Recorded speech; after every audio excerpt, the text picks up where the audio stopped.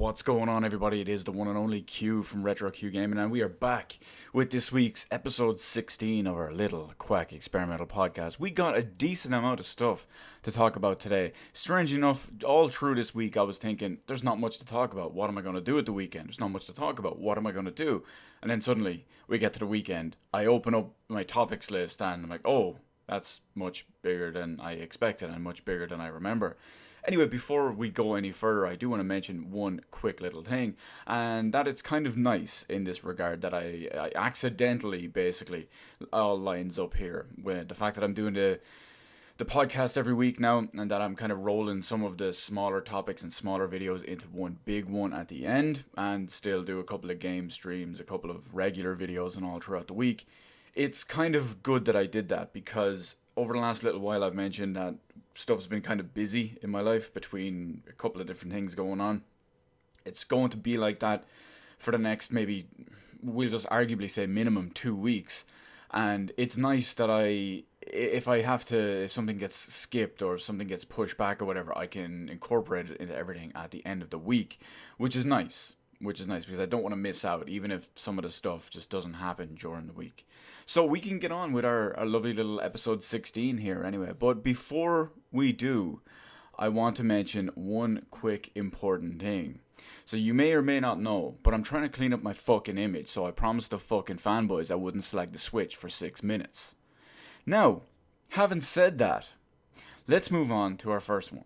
First topic is the PC Engine Mini / TurboGrafx 16 Mini / PC Engine Core blah blah blah mini yakety schmackety, depending on where you live. Now the details have finally come out. We already know the games list and all, as well as everything, the games list, the release date and all had been announced and had been revealed, but it finally went live for pre-order. It went live for pre-order on July 15th in select markets. It went up on the UK version of Amazon, and it also went up on the Japanese version of Amazon. Over the course of the week, I haven't checked if it's gone up on the American version of Amazon. But what we do know about it, there's some dodgy stuff going on. There's some questionable stuff. So, as expected, price-wise is a big point of contention for a lot of people, myself included. It's currently retailing at the official price of 100 UK pounds. Now that's about 115 to 120 euro, depending on when you order it and exchange rates and whatnot, which is very, very hefty for a mini console. You might remember that the PlayStation Classic launched at 100 euro, and that was kind of a subpar product, and it was deemed very expensive for what it is. And this, an arguably much more niche machine than the likes of the PS1, I was going to say the PlayStation 1, but the likes of the PS1, which kind of blew the world up and set the world on fire in relation to gaming.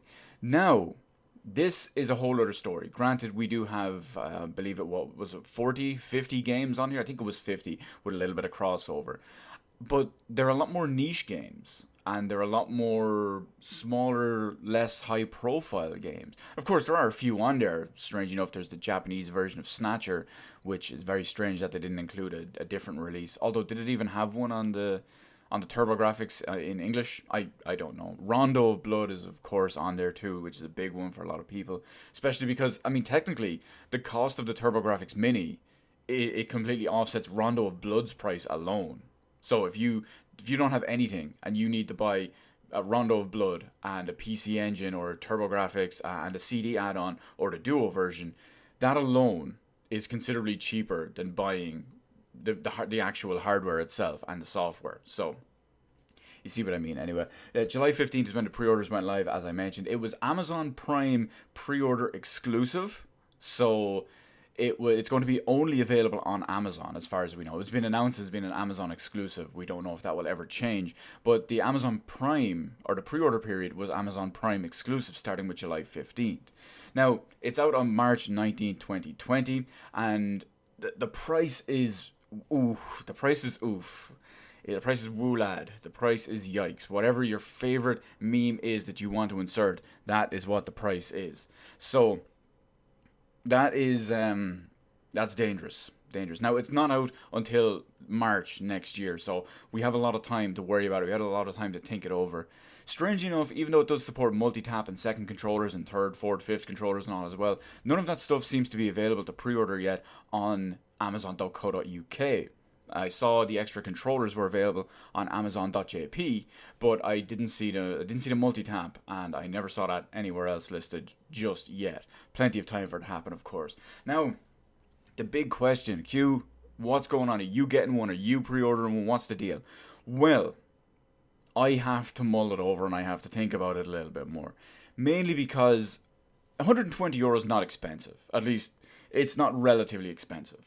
My money is fine. I look at this and €120 isn't big in the grand scheme of things. However, I am a big proponent of value. When I look at this, do I think this is worth €100, €120 to me? Is it? I don't know. We'll have to wait and see. I know I made the Rondo of Blood comparison a little bit ago, but it doesn't really work just that way. So, I have placed this on pre-order. Because it's Amazon and whatnot, they don't charge you until just before it ships. So I'm free to cancel it at any time. But it secures me one, just in case. I don't know if these are going to sell like crazy. I don't know if the pre-orders have skyrocketed off the shelves. Or I don't know if this is going to blow up in a crazy amount, in a crazy fashion, over the next, what are we, August, September, October, November, December, January, February, March. So over the next 8 months, I don't know if it's going to blow up and be crazy in that regard. At least I'll be ready just in case it does. But in case it gets worse and it looks a bit more like the PlayStation Classic and all that stuff, I can just kind of back out of it. And no harm, no foul in that case. Because I've always mentioned that I've never properly played or experienced a TurboGrafx 16.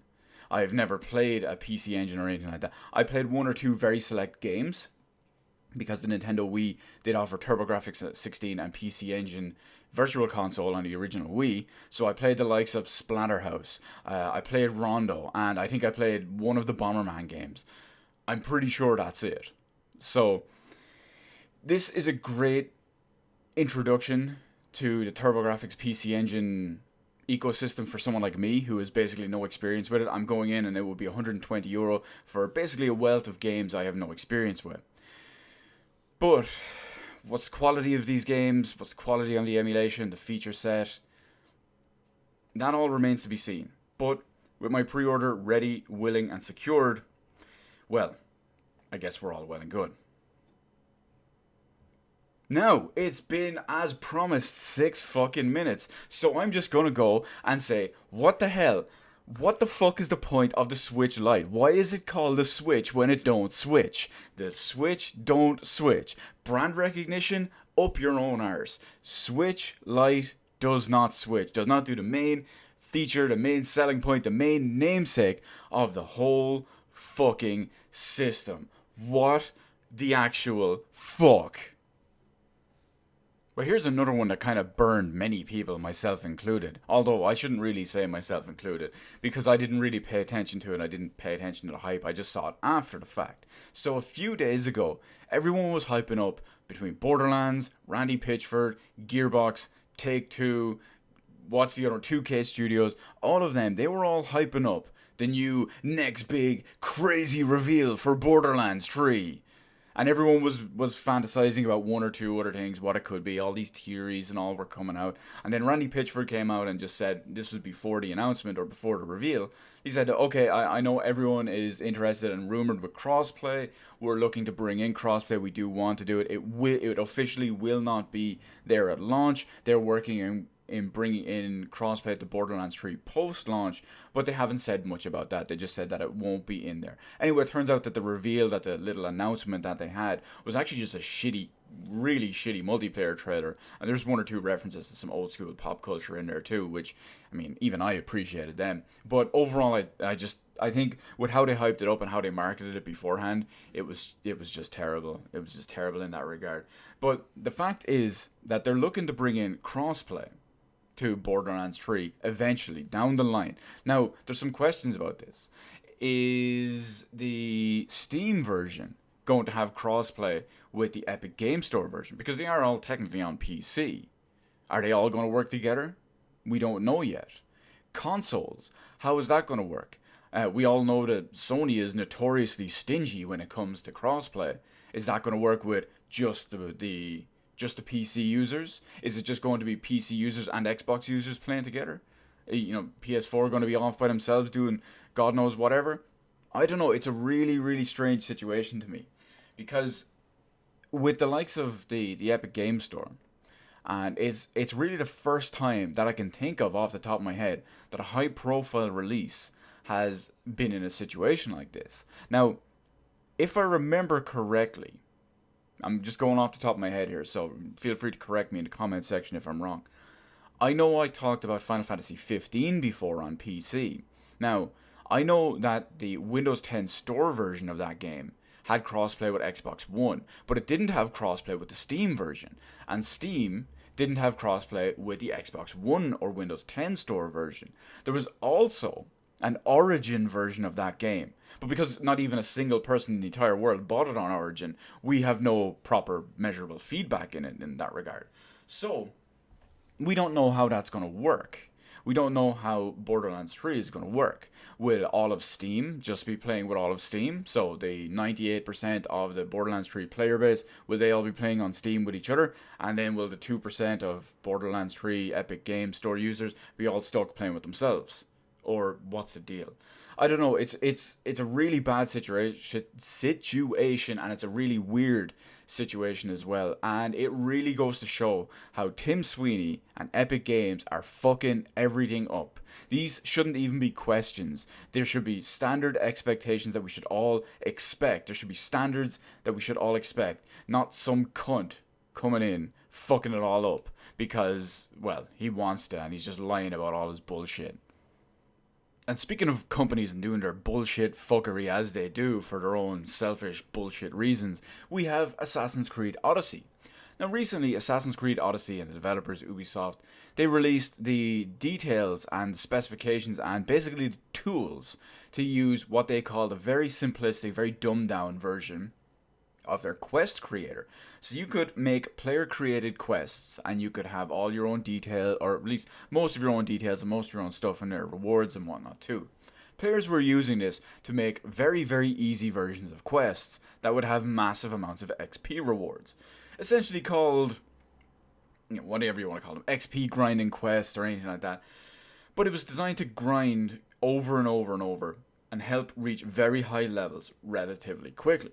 Now, this is because the game is designed as a massive time sink and a massive, I won't say difficulty curve, but it's designed to have a massive XP grind curve so that it kind of off-puts you.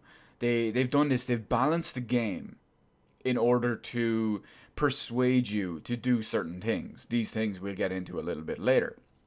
But anyway, these quests in question, the what would we call them, the massive XP reward grind level up quests, well, what a name anyway. But Ubisoft have come out and banned these types of quests. They've been actually removing these types of quests from their service. Now, remember, this is a single player game. It's not a multiplayer game. It's not balanced on different characters and fighting other players in PvP and whatnot. This is a single player, for all intents and purposes, offline game.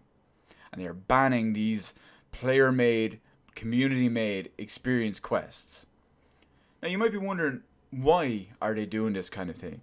Well, it's because Ubisoft sell microtransaction experience point boosts. That's right. They have microtransactions in Assassin's Creed Odyssey that will give you boosted XP. I don't know if they last a certain amount of time. I don't know if they're permanent, but I know they do sell them. And they have designed and balanced the game. This is evidence that they have designed and balanced games in favor of making them more grindy, more monotonous, more essentially boring, that you have to farm them, that you have to grind them just to get further and progress in the game. So they're doing this to in order to encourage you to spend more money, real money. I would say more money. It depends if you spend more. Then again, I guess spending money on the game is money and then more money within itself. They're doing this to encourage you to spend money on the game and on the microtransactions. gimping the entire game in the process, gimping the systems, the mechanics, and everything in the process to encourage microtransactions. This is the absolute scummiest shit ever. Now, people, myself included, as well as millions and millions of other people, for years at this point, have accused developers and publishers of changing the balance of games in order to sell microtransactions, in order to sell boosters, whatever it is, to unlock stuff early, that kind of shit that you can just buy with real money. We have always said that many companies do this. And they'll always obviously come out and just say, oh no, we don't do this. The game is properly balanced. If people want to skip ahead, they can do that. Well, here we are in Assassin's Creed Odyssey. Proof is in the pudding. I can't say it's in the Quest creator because it's probably banned from there. Fuck you, Ubisoft. Fuck you. There's a reason why I haven't bought one of your games in so long. Although I did get a free copy of Watch Dogs 2 about 2 weeks ago. But hell, I only played that for 5 minutes and then it was like, nope, we outie, this is not doing it for me. But let's move on to something that some people are going to find very, very weird and confusing for me to talk about. And that is the new Switch model. Now, I'm not talking about the Switch Lite. God knows I don't even understand why that piece of shit exists. But we're talking about the revisions which are made to the current normal standard Switch model. Now, people are probably thinking out there, whoa, there's revisions, it's the Switch Pro confirmed. People are idiots. Idiots. But there have officially been slight internal revisions to the current Switch model. Now, it's only internal. All the stuff on the outside stays exactly the same as you would expect. So if you want those crappy little Joy-Cons with Switch stick drift, you still get them. If you want the ones with the terrible little screen, you still get it. But on top of all of that, we do have a little bit extra, a little bit new, almost. Same everything, same internal, same battery in that regard, but it also has the revised, I was going to say the revised revision, the revised version of the Tegra X1 chip. Now, as far as we understand, the clock versions and the clock speeds are all the clock speeds are all the same on this version. So you're not going to get any extra loading time, you're not going to get any better performance or anything like that. However, it is tipped, or it is supposedly running the same clock speeds at a lower voltage, which means you're getting increased battery life out of it. And Nintendo have officially come out and talked about this revision and said that it will offer you increased battery life. No increased performance in any way, shape, or form, just increased battery life with the same capacity battery.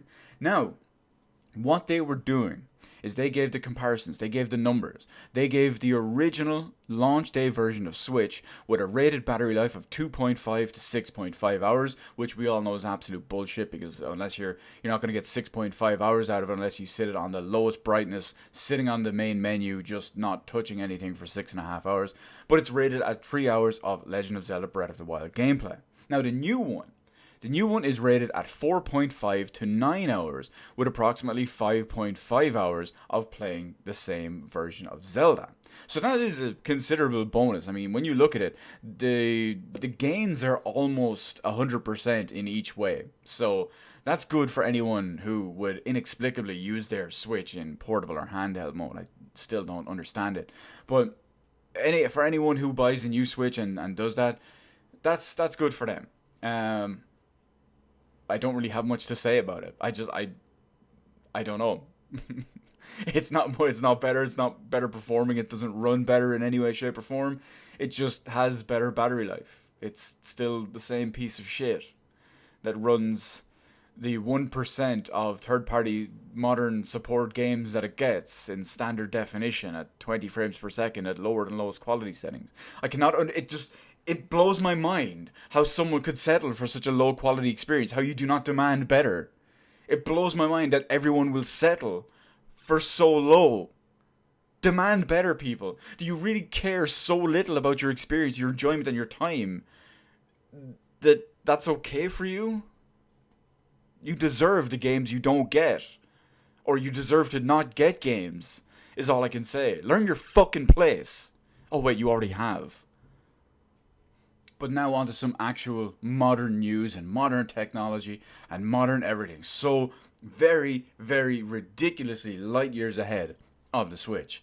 We're going to look at 343 Industries and how they've announced that there is a new upcoming test flight, a beta test flight for Halo Reach. Now, this one is going to be looking at Firefight. So if you don't know what Firefight is, it's basically Horde mode for whatever you can think of as your comparative game. If you've got Gears of War, it's Horde. If you've got... I'm drawing a blank. I'm drawing a blank for anything else. You get the idea anyway. I hope. It will be taking place this month. It's... I have a little fingers crossed here. But they haven't said if it will be Halo Reach Firefight or if it will be ODST Firefight. Now, ODST Firefight wasn't included originally with ODST. There's been no mention of bringing ODST Firefight. However, they have said that they will be bringing Reach Firefight. And granted, Reach is the first test one and all. However, I like clarity. I like precision. And I like clarification on all my news, all my everything, all my announcements, anything I read. I like clarification, which they've not provided. So, I'm still going to assume it's Halo Reach, because that's the logical assumption, but I do like clarity, definition, precision. It's what I do. It's why I use a mouse and keyboard. Anyway, I hope I get picked. It's going to be taking place in roughly 2 weeks. It was going to be 2 weeks from the date it was announced, which was a few days ago as of the publishing of this video. So, I do hope that it will, well, it will actually be, it was announced on Wednesday, July 17th, so it'll be 2 weeks from then. I really hope I get picked this point. I didn't get picked for the previous flight, the previous test, and I'm really antsy to play Master Chief Collection on PC, especially Reach, because Reach isn't on the Master Chief Collection, even on Xbox just yet. We'll be coming to it. Oh, but woo lad, my fingers are crossed. Pushing the thumbs, if you understand that one. What else we got? I don't know. There's probably other ones I don't get, but yeah, I'm signed up and I'm hoping. Here's hoping. I really want to test it on PC, see how it feels, see how it's shaping up. Next up, we got some actual madness going on. Dogs and cats living together, mass hysteria, human sacrifice. It's all there. It's all happening because we have positive Ubisoft news. I say positive, there's like exclamations and question marks in there too, but you'll see what I mean anyway. Strangely enough, Ubisoft, a game which has been notorious for their mistreatment of the PC platform and PC gamers typically, has announced that PC is now their most profitable platform. So they've come out and they've gave some numbers, they've gave some reasons and whatnot too. So as PC has become their biggest earner again, it's down mainly to Assassin's Creed Odyssey, which has sold really well. Apparently the DLC and all is very good, or at least relatively good based on modern game DLC. The Season Pass has sold a lot and all that too, blah blah blah, yada yada yada. Probably a bunch of microtransactions, but that did very well for them. But here's an even better one.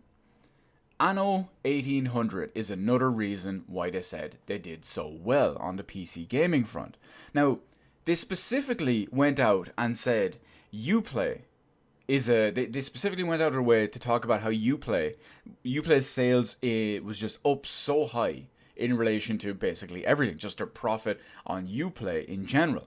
And this is funny because all of Ubisoft's new games, or their more recent games, let's look at everything this year, when you've got well, even Assassin's Creed Odyssey, you've got end of last year, you have Anno 1800, which is obviously a new game too, and you've got The Division 2. These are games, at least some of them, that did not release on Steam. Anno 1800, for example, did not release on Steam. It released on Uplay and the Epic Game Store. And they're specifically going out of their way to talk about the massive, multiple factor increase in profit from Uplay. So despite them teaming with Epic Games to launch games on the Epic Game Store as well as on Uplay but not Steam, people hate the Epic Game Store so much, they went back to Uplay.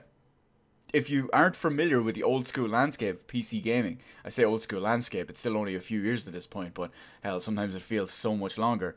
Uplay, when Ubisoft launched Uplay, they did it as their own Steam competitor. It was a terrible service. It had so many just features gone, removed, whatever, and it was overall an absolute shite service. In fact, it was so bad that their games tanked because they were pulling new games from releasing on Steam, they released new games exclusively on Uplay on the PC, and those games and their sales absolutely tanked. To the point where Uplay and Ubisoft went crawling back to Steam. They allowed a Steam linking feature, and, well, they sold their games through Steam again, and the rest is history. But now, they're not doing that. They're putting games on Uplay and exclusively on the Epic Games Store. I say exclusively, but outside of their own store. Because everyone hates the Epic Games Store so much, people are actually going back to the failed Uplay service. That's how much people hate the Epic Games Store. It's funny to think of, really. But anyway, we have some numbers. In relation to the different market shares that Ubisoft posted about their profits and their margins and percentages. 35% of their sales are coming from PC, which makes it their top earner. The PS4 is at 31%, the Xbox One is at 18%, the mobile games that they have are at 7%, which is still higher than their Switch revenue at 5%. Yeah. But anyway, it's just another fuck you to all the fake ass journalists and fake ass haters and articles out there who claim to say PC gaming is dying despite having year on year sales going up, hardware, etc. And of course, well, money. But no, you have people out there being haters, you have people out there being idiots, and then the cold hard numbers and the facts come out, and these people just like fucking idiots. And that just feels good, man. But hey, speaking of Epic Games, I'm going to reveal something that I've only ever told maybe one or two people. Or at least one or two people directly. I'm sure some people have seen the conversation anyway. But I'm not ashamed of it or I'm not hiding it or anything. But I just feel like revealing stuff. So, I once toyed around with something in my mind that I considered calling Project Clean Slate. Now, you might be wondering what Project Clean Slate is. And, well, basically, I would have wrote off the transgressions of pretty much everything that has wronged me, or in my opinion, or wronged consumers or wronged gamers. This can range from a multitude and wide variety of things. So it could be the lines of Warner Brothers. I don't buy Warner Brothers games. Why? Because Batman Arkham Knight. I don't buy EA games because of, well, so many different reasons, so many different things they've done. I have 10 game names in my mind. Dead Space, Mass Effect 3, Dragon Age 2, some of the other stuff that they've done to existing series. They've ruined Medal of Honor with. You see my point here? There's a big list of them. Epic Games was one of them as well. It's because of obviously all the shit they've been doing. Deep Silver is also another one. But you see my point here, okay? Now, I basically would have wrote all of these off, or wrote the transgressions off, and I would have supported what they'd done again, until they, history repeats, and they fuck everyone over again, and then I say, nope, that's it. But then I realized, I smartened up, and I remembered that nothing would change, that even if I did all of this, they would inevitably, eventually, I'm fucking Thanos up in this bitch. It would have all come back full circle and happened all over again. And I would have been back at square one. Being back exactly where I was. Having blacklisted them for my life and all again. I really dodged a bullet on that one, didn't I? I mean, all the money I would have saved and all when I could just pirate their games and shit. I'm feeling good about that one. I'm feeling nice and vindicated about it. But onto another little topic that's equally as depressing. That is Google Stadia and kind of cloud gaming in general. But we're going to start with Google Stadia and then we'll touch on one or two others as well anyway. But Google Stadia have come out and had a little bit of an AMA, an Ask Me Anything, in an attempt to damage control their, call it, lackluster service. Yeah. But so they went in and they damage control all about that, and it still doesn't register and doesn't work in my mind. When I put 1 and 2 and 3 and 4 together, using their math, I get 76. It just Fallout 76. It just does not compute in my mind, okay? Because they've come out and said that their system, their style, their whatever, their business model is not a Netflix for games, as people have been calling it. Of course it's not a Netflix for games. You don't pay one subscription to get access to 1,000 games and then lose it all. You have to buy and purchase each individual game that you're playing. You have to buy it for full or almost near full price. And that's it. But there's so many more restrictions on it than would be on any other platform. Physical media, like I have tons of upstairs, or digital media, like I have on my Steam account and my PC. See, it just doesn't register to me. It's like the old, when you look at, say, buying games on Xbox Live or buying games on Steam or the PSN or whatever. In your mind, because of what they're offering and what you're getting, you should possibly get less, or it should possibly cost less because you're getting less, essentially. That's how it works to me, anyway. I know not everyone sells games or trades games or loans games or whatever, but the ability to do that is removed. So shouldn't the price reflect that a little bit? Of course, that doesn't include sales and pre-owned sales, as well as like digital sales and new game sales and stuff like that too. But I mean, because of all the limitations and all, there are some situations and some instances where, despite paying for this game, because of some outside third-party influence, you can't play it. If your internet is down, you can't do anything. If your internet is slow, you have a shit experience. If the service itself, the entire Google Stadia service goes under, everything is gone and you have no recourse whatsoever. In the case of, I don't know, PC gaming, GOG, Steam, you can back some of this stuff up. You can back up the game if it's from Steam, download a crack, you're good to go. GOG games are just DRM free, so you can just back them up and play them.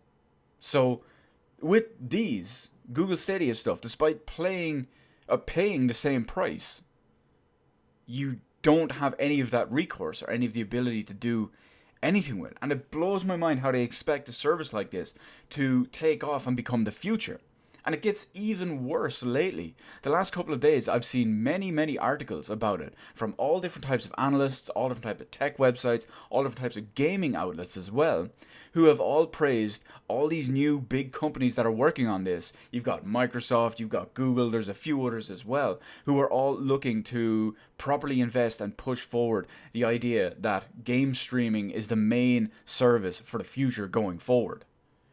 And this is bullshit to me. Cloud game streaming and all that, that's bullshit. No one wants that. No one wants that. It will never be better in any way, shape, or form than locally rendered games. The lowest of input delays, no compression issues, bandwidth issues, no anything. Proper top fidelity, rendered locally in your home, played locally on your machine. At better value, better everything, better experience all around in every way, shape, and form. I don't know how Google Stadia, Project xCloud, whatever fucking Bethesda's thing is, or whoever is coming out with more of these, I just don't know how any of this expects to be taken seriously. Speaking of flopped systems and failing systems and whatnot, we have Microsoft, and we're going to talk a little bit about the Xbox again. Now, we have Xbox's hardware revenue down by 48% year on year, which of course, as you know, if you've been following gaming at all, Microsoft's hardware sales have been extremely bad for the last 4 years since 2015. Technically, they've never been great, but since 2015, at the end of 2015, when there's been no reason to buy an Xbox anymore because every single game after Halo 5 have launched day and date on PC at the same time, well, you see why it's been pretty bad. So 48% year on year looking at this time last year. And then, of course, how much has that dropped from the previous years and the previous years and the previous years? And not only on top of that, but Microsoft's game revenue in general has been down by 10%, which makes perfect sense considering that, well, when you look at the You look at the games, they have basically no massive first-party games. They come out with usually maybe one big game a year, if not two. And usually those are at the end of the year when the new Forza and new other generic IP comes out. I won't say generic IP. I tend to enjoy them because they're, Halo or Gears of War or whatever. But it's one of their big flagship tentpole franchises. If that's all they're doing, like one or two big games a year, it's not really sustainable. People are buying all these games people are buying third-party games on PlayStation or PC. See what I mean?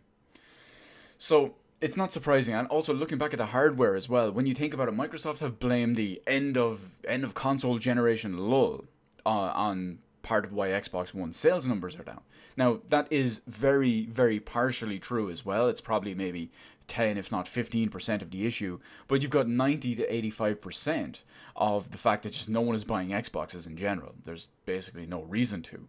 But they do have one ever so slight little silver lining on the cloud. I say that almost sarcastically because, of course, a company's bottom line does not affect me as a gamer. I cannot be happy that a company is making a profit if it still offers nothing to me, because what's the point? I'm not going to fanboy behind a company just because they're doing well but putting out shite.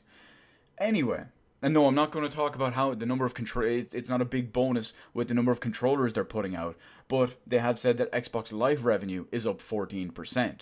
I guess the fact that I subscribed for 1 month of Xbox Gold for like €6 or €7, well, that probably boosted it up by 14% at this rate, because no one's using Xbox anymore. But anyway, that's, yeah. Of course, the Xbox Live increase is most likely to do with Xbox Game Pass for PC, as well as the new Xbox Live Ultimate Pass thing, which is basically Xbox Live Gold and Game Pass all tied into one. So I have no doubt in my mind that the Xbox Live revenue is mostly, if not all in part, mostly, if not all, down to those new systems between the Game Pass for PC and the Ultimate package thing. Anyway, what's my point about this? Well, Microsoft has to be lauded and laughed at, of course, because, well, it's funny to see them doing terrible because they've made terrible mistakes, and as such, the market will regulate itself and correct itself. Now, hopefully, Microsoft going into the next generation in 2020 have learned from this. It seems like they may have.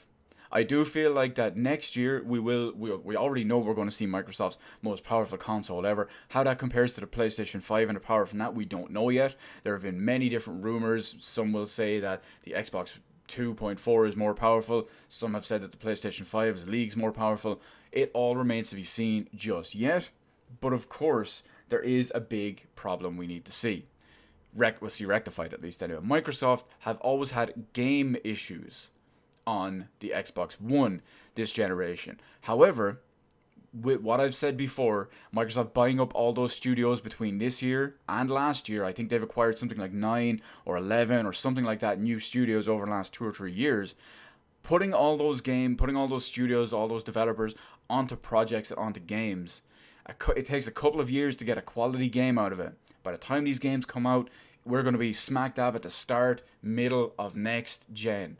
I feel like Microsoft will hopefully have a bigger offering instead of just a little smattering of games to offer next time. Of course, most of these will be on PC as well as Xbox, but at least it will give people potentially a reason to buy Xbox if they don't want to buy a PC and still get these games, because chances are a lot of them won't be on PS4. I say a lot of them because when you look at the Outer Worlds, the pre-contract and all, pre-contractual acquisition, it was still scheduled to be on PlayStation and all as well, so that makes sense. But if Microsoft do better next generation, Microsoft present legitimate competition for Sony next generation, that will breed innovation. The competition will breed innovation. As I've always said, that's better for the consumer, it's better for the gamer, better for us, and that's what I want to see.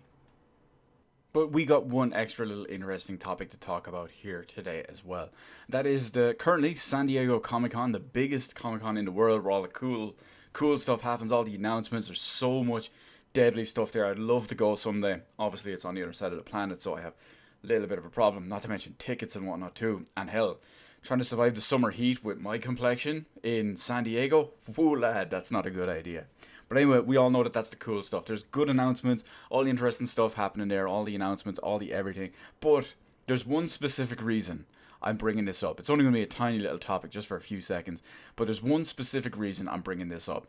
And it's not to talk about the announcement of 2 new Halloween films in the series coming in 2020 and 2021. Oh, I believe it's 2020 and 2021.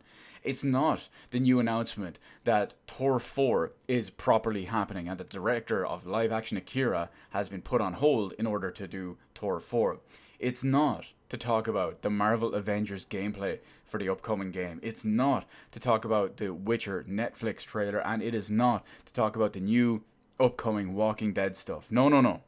What I am most interested in any type of news, any type of whatever it is from San Diego Comic-Con 2019 is the announcement of a Batman Beyond Blu-ray collection. Now, you might remember that about 2 years ago, there was a Batman the Animated Series collection, remastered just like this one, announced at Comic-Con. Now, I, of course, grew up with Batman the Animated Series. I have the Blu-ray collection. I absolutely love it and adore it.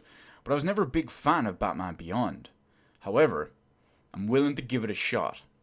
So I'm a little bit interested, if you will. I'm a little bit curious about this because I want to sit down. I want to give it a proper shot. I have like all standard def versions, standard def rips and all of every episode. But I figured if I want to do it, if I want to give it the proper shot, the proper shake, the proper everything, the fair version of it, I'll pick up the Blu-ray collection. I'm going to assume it will be like the animated series, and that will include, I believe there's at least, I know there's one film, one Batman Beyond film. There may be more. I'm not hugely invested. I'm not a huge fan of Batman Beyond. So if there's one or more than one film, I'm going to assume that they're going to be remastered and included with it. Although technically the film that I do know of for Batman Beyond is already remastered, so they can just include that. Like Mask of the Phantasm was, but they included it with the animated series. However, the Mr. Freeze one wasn't remastered until that series. And not only that, but the Mask of the Phantasm, when it was remastered for Blu-ray, wasn't released here in Europe. So that was extra nice to have in that regard. So I'm interested in this. I'm curious to see how it's going to go. And it's going to be, well, I can't say good times, but I'm going in with an open mind. And it could be good. It could be good. But anyway, we'll round it out with our usual little final outro section and segment, and that one is Q. What are you doing? What are you playing? We gots to know. Well, as you may or may not be familiar with, earlier this week I started Ori and the Blind Forest. I started live streaming it after I skipped over the game completely until I saw the upcoming trailer for Ori 2, which is Ori and the Will of the Wisps, at E3 Microsoft conference this year. And I thought, that looks good. I want to give it a try. I want to give Ori and the Blind Forest a try, give the first one a go. So I waited till the Steam sale, I picked it up, and then I started live streaming it. And the game was fantastic. The game is gorgeous looking. The game sounds great. It plays really, really well.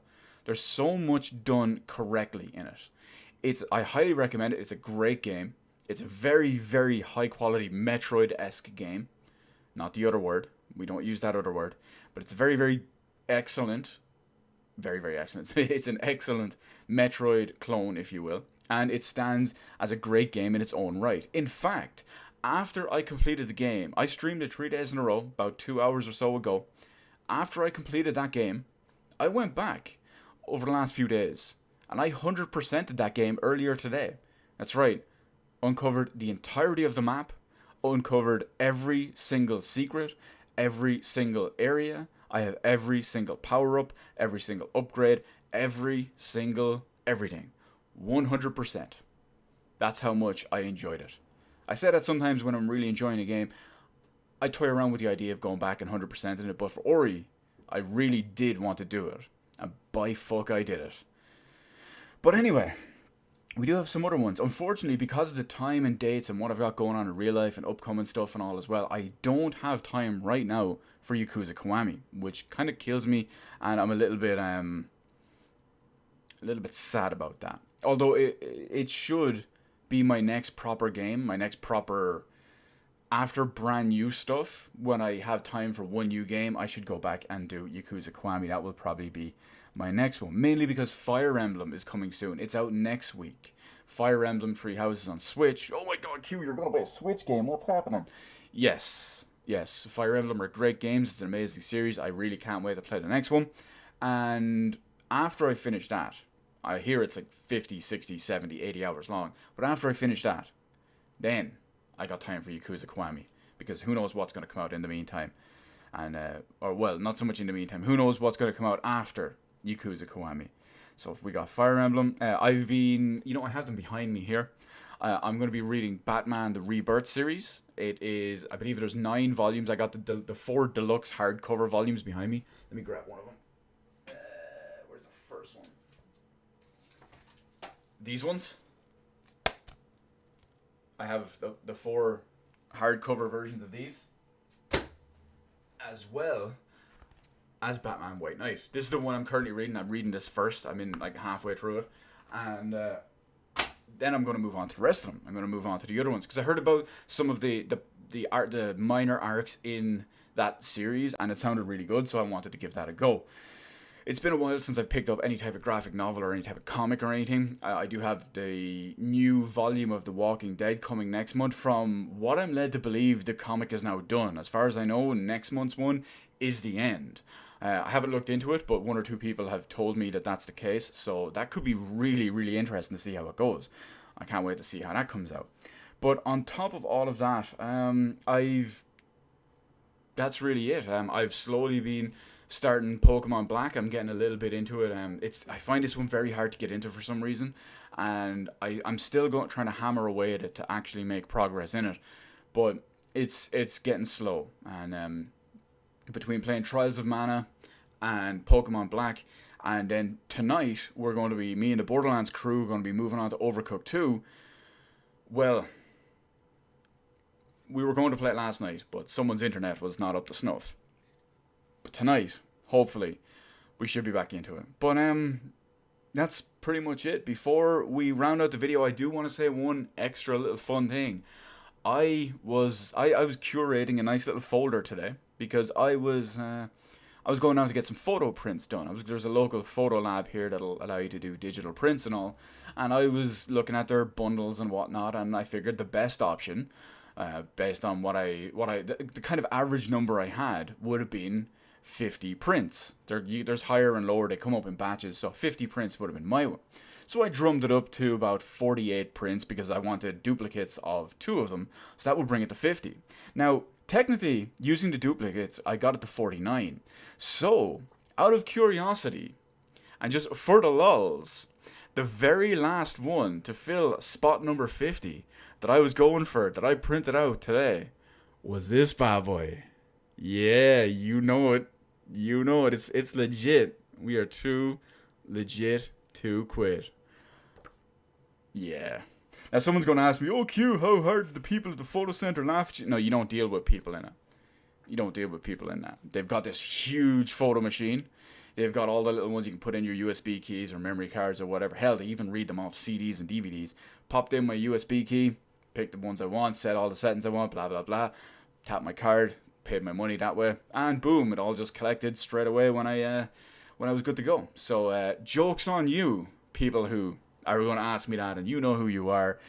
We all know who you are. But anyway, that's it. We are done. Thank you for joining me, as always, for episode 16 of our little lovely Quack experimental podcast. Don't worry, eventually the name will be revealed to everyone. But remember, as always, thank you so much for watching. If you have something you want me to talk about, or you can slide into the DMs on Twitter, they are open for that reason. Or you can leave a comment in the comment section below, as well as anything that we talked about in this episode this week, and we'll see where it goes. We'll see where everything takes us anyway. Let me know how I did on this episode by hitting the appropriate button. Up vote, down vote, whatever it is. I understand. It's actual feedback. That's the important thing to me. Why not head on over, hit the subscribe button, and even ring the little notification bell. Although, of course, granted, getting a notification from YouTube in current year about a new video upload or a live stream or whatever is a whole other story. But hey, at least you can say you tried, am I right? As always, thank you so much for watching. And remember, winners don't play switch ports.